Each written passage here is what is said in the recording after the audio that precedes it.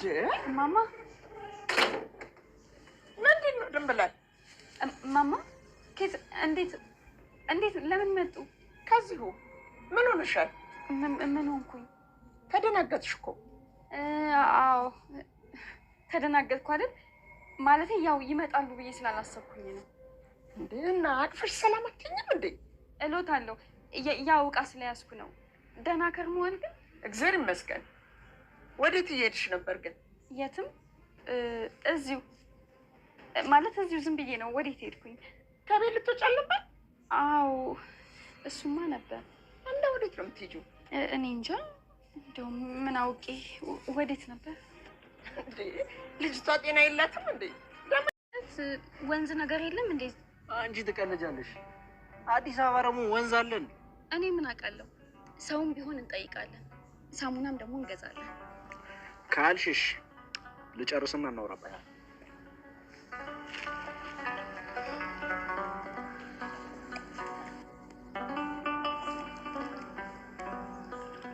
በሞትኩት እንብላታለሽ። አሁን ማምን ልልሻለሁ። ረግጥ የለም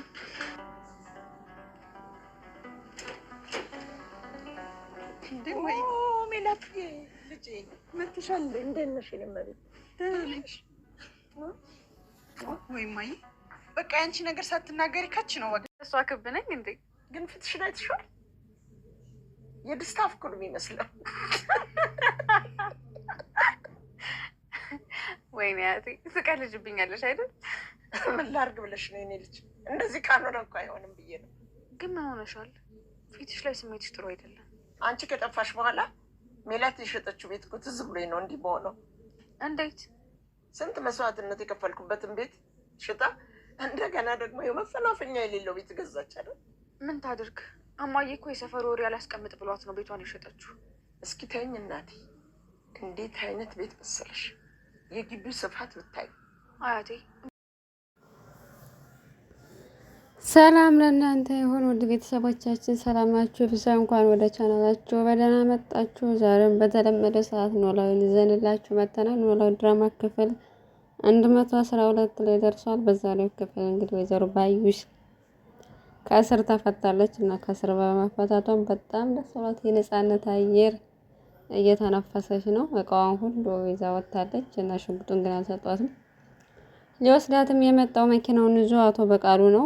ከዚህ በፊትም እሱ ነው ዋሱ ነው ያስወጣት ከእስር ቤት እና በጣም ደስ ብሏታል። አመሰግነው እወዳለሁ ሁሉም ነገር ስለተባበርከኝ አላት እና እሱ ደግሞ ምንም ችግር የለውም ምክንያቱም አንቺ ታሰርሽ ማለት ዞሮ ዞሮ የኔ ያመጣ ወደዛው ነውና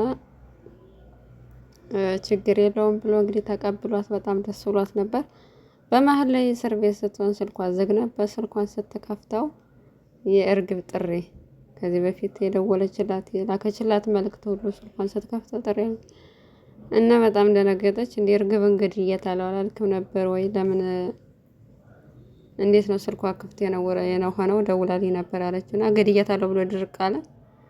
ከዛ መጨረሻ ላይ ግን እሷ እንዳልገደላትና በህይወት እንዳለች እርግብ ስለጠረጠረች በጣም ተናዳ ወረደች። እሱም ምን አይነቱ ቀሽም ነኝ እንዴት በዚህ ደረጃ ልጠረጥር አረጋታለሁ ብሎ ተናደደ። ምክንያቱም እሷ በራሷ መንገድ ከነገሮችን ካደረገች እሱም ችግር ላይ ስለሚወድቅ፣ እሷ ደግሞ እርግብን በጣም ተፈራታለች። የፈራችበት ትልቁ ምክንያት ምንድነው? በዚህ የምሰራውን ወንጀል የምሰራውን መጥፎ ስራ ሂዳ ለቤተሰብ ትናገርብኛለች። ስለዚህ ባህር ዳር ከሄደች አለቀልኝ ከክሱ በስተጀርባ እዛ ቤተሰብ ሄዳ ከተናገረች በጣም ጥሩ አይመጣም ብላ ስላሰበች ነው የተደናገጠችው።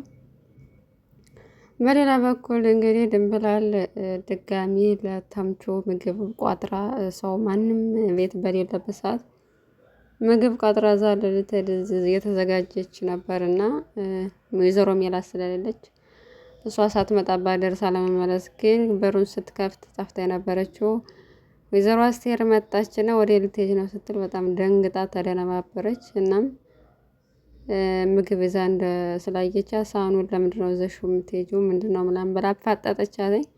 እሷም የታመመ ልጠይቅ ነው አለቻት እና ግን አንቺ ስለመጣሽ ጥዬሽ አልሄድም አንቺ ጋር እቀመጣለሁ አለቻት።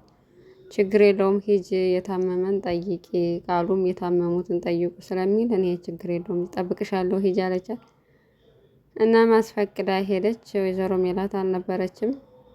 ከዛም ተምቹን በጣም ርቦት ነበር፣ ጨንቆት እያለ በራቡን የደረሰችለት።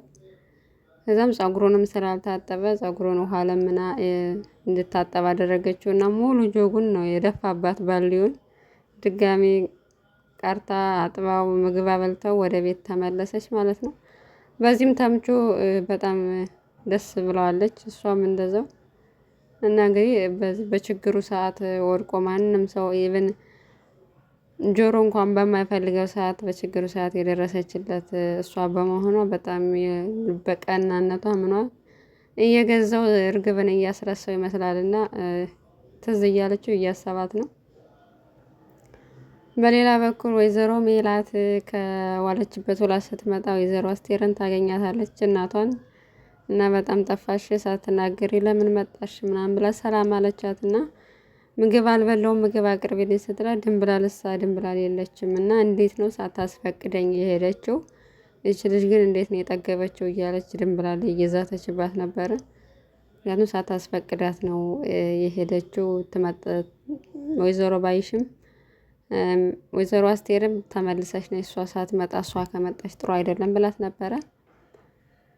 እና ሀኒቾና አያቷም ተገናኙ። የት ሄደሽ ነው ምናምን ብላ እየጠየቀቻት ነበር እና በጣም እንደናፈቀቻት እንደውም በቃ ጨረቃዋን እኮ ነው የምትመስል እያለች እያደነቀቻት ነበርና በዛውም አጋጣሚ ከዚህ በፊት እንደው ሙነሽ ነው እያሰብሽ ነው ስትላተኝ የዚህ በፊት እኮ ምን የሚያምር ቤት ተከራይታ ነበር የሚያምር ቤት አንጥላ እዚህ ጠባብ ቤት በመሆኑ እሱን እያሰብኩ ነው አለቻተኝ።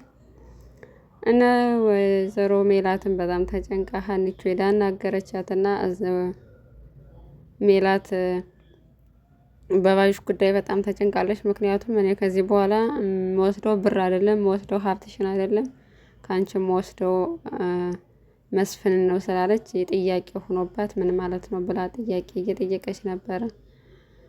በሌላ በኩል ጽዮን እንግዲህ እዝራ ፍቅሯን ስላልተቀበላተኝ ሀናን ስለወደደ ሀናን ለመበቀል ጥግ ድረስ እየሄደች ነው እስከ መግደል ማለት ነው። እናም እሷን የሚወዳት ቅዱስ ደግሞ ይከተላታል። ግን እሷ በጣም ነው የምታንቋሽሸው፣ በጣም ነው የምትንቀው።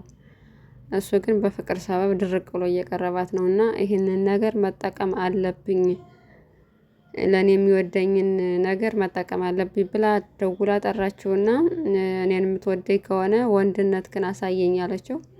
ወንድነት ክን የምታሳየኝ ደግሞ ሀናን በመግደል ነው አለችው። እሱ ግን መጀመሪያ ላይ ፍቃደኛ አልሆነም። በኋላ ላይ ግን እሷ ፍቃደኛ በቃ ወንድነት ላሳያት ይገባል ብሎ ሀኒቾን ለመግደል ተስማምተዋል ማለት ነው። እና ምንድነው የወደደና ያበደ አንድ ነው የሚባለው ተሰውሮበት ነው። አሁን እንዴት ነው ሰው ስለገደለላት መጠቀሚያ ልታደርገው ነው እንጂ እዚህ ፍቅር እየገፋች ፍቅርን ትፈልጋለች። እሷም እሱ ደግሞ ሌላ ጣጣ ውስጥ ሌላ ችግር ውስጥ ልከተው ነው። በእርግጥ አይገላትም ሀኒቾ እንግዲህ እዝራ በዛሬው ክፍል አልታየም፣ ግን ከአያቷ ጋር ተኝታ ማታ ላይ የተጻጻፉ ነበረ። እንደውም ስለ ጨረቃው አያቷ ጨረቃ እንዳለቻት ነው ሁሉ እየተጻጻፉ እያለ በመሀል ላይ ካት ብላ ሳቀች። ያው ተደብቃም ቢሆን እያየቻት ነበር። እሷ እንዳየቻት አላወቀችም። አያቷ ግን እያየቻት ነበር። ከዛ ጮህ ብላ ስትስቅ ከእንቅልፏ ነቃች እና ምንድነው በዚህ ሌሊት የሚያስቅሽ ብላ ስትጠይቃት ኧረ ምንም አይደል አልሳኩም ምናምን ብላ ተደነባበረች። እሷ ግን አያቷ በዚህ እንደዚህ ብታረጊም እኮ እድሜሽ ነው አትሸማቀቂ፣ እኔ እንደዚህ አራዳ ነኝ ምናምን አለቻትና ግን ቆንጆ ነው አለቻት። ያው የኛ ዘር ቆንጆ ስለሆነ ሰር እንዳታበላሽ እያለቻት ነበር። እና ያው ጓደኛ እንዳላት ምናምን ነቅታለች ወይዘሮ አስቴር አብራት ስለምታድር እና ሀኒቾን በጣም ደስተኛ ናት። ኦልሬዲ ረስተዋለች አሲርን ማለት ነው በሚያሳዝን ሁኔታ። አቶ በቋልም እንግዲህ እንትናን ማናገር እንዳለበት ስለተሰማው ያው ደውሎ ይቅርታ ብሎ እርግብንም እንደገደላት አመነ፣ ማለቴ እንዳልገደላት አመነላት። እናም ከዚህ በኋላ እኔ ባልኩት ነው የሚወሰነ፣ ስለዚህ እኔ ስፈልግ እደውልልሃለሁ ብላ ዘጋችበት። የተገናኙበት አጋጣሚ ከዚህ በፊት ካፌ ላይ ቁጭ ብላ እያለ እሱ መጣ። ከዛ ቀድሞ ስለ እሷ መረጃ አጥንቶ ነበር። ምክንያቱም እሷ ጠላቱ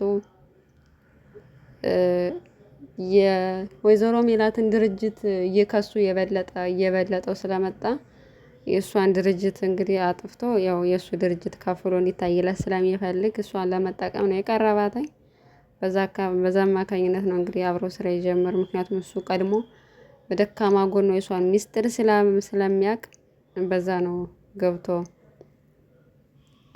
እሷን ሊያጠቃት የፈለገውና ድጋሚ አብረን እንድንሰራ እፈልጋለሁ። ከዚህ በኋላ አብረን እንሰራለን እና የምትፈልጊውን አረግልሻለሁ ብሎ እንግዲህ መጠቀሚያ ሊያረጋት ነው ማለት ነው እሷን። ድንብላልም እንግዲህ ወደ ቤት ስትመለስ ማታ ላይ ቁጭ ብላ እያሰበች በጣም እየሳቀች ነበር። በሩ ክፍት ስለሆነ ወይዘሮ ሜላት አይታታለች እና ለምንድነው የምትስቂው ብቻሽን ምናምን አለቻት። ከዛ ምንድነው የሆነ ነቅታበታለች። የሆነ ጓደኛ እንደያዘች ኧረ አይደለም አለች እና እኔ ለክብር የምጠነቀቅ ሰው ነኝ። ዲቃላ የሜላት ሰራተኛ ዲቃላ አረገዘች እንድባል አልፈልግም፣ ስለዚህ ተጠንቀቂ ምናምን ብላ እንግዲህ አለቻተኝ። በስከ መጨረሻም ቅዱስ እንግዲህ የእንትናን ሀሳብ ተቀብሎ የጽዮንን ሀኒቾን ሊገላት ተቀጣጠሩ። ነገር ግን እንግዲህ መጨረሻው አልታየም። ድንጋይ ይዟት ሲከተላት ነው ያለቀው የዛሬው ክፍል። እስኪ በቀጣይ ክፍል አደጋ ያደርስባታል ወይስ የሆነ ነገር መጥቶ ያስጥለዋል የሚለውን አብረን የምናይ ይሆናል። ስለተከታተላችሁን ውድ ተመልካቾቻችን እናመሰግናለን። እስከ መጨረሻው አብራችሁን ስለቆያችሁ ሰላማችሁ ይብዛ በያላችሁበት። ሰናይ ጊዜ ተመኘንላችሁ። ቻው